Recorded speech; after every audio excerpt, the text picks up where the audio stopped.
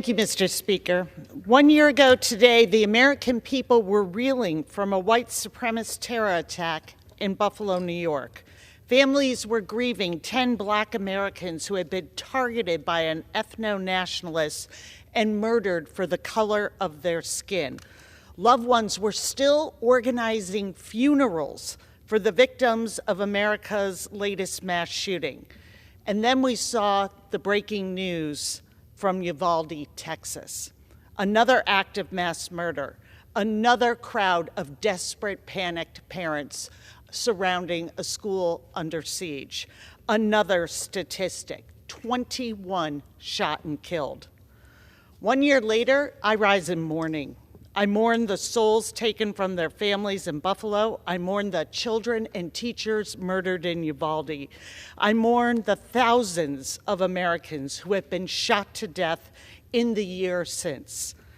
Mr. Speaker, allow me to share the stories of just a few of those Americans stolen away in the last year.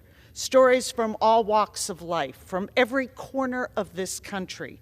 Stories that were all cut short by weapons of war. Uzziah Garcia's friend said he was the fastest kid in 4th grade. He was obsessed with Fortnite. When he grew up, he wanted to be a police officer so he could help people. At 10 years old, he was shot to death in his classroom with an AR-15.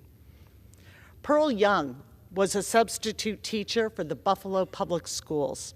She ran her church's food pantry. She was the grandmother of 10 and the great-grandmother of 7. She was murdered while shopping for groceries with an AR-15. Aidan McCarthy's parents had planned a fun 4th of July, taking him to the annual parade at Highland Park, Illinois. At 2 years old, both of Aidan's parents were murdered in front of him with an AR-15. Juliana Farmer had just moved to Louisville to start a new job. On Easter Sunday, she found out that she was about to become a grandmother of a baby girl. The next day, she went to work, where she was shot to death with an AR-15. Daniela Mendoza was on the cusp of finishing 4th grade. She loved math, and her goal was to go to Texas A&M.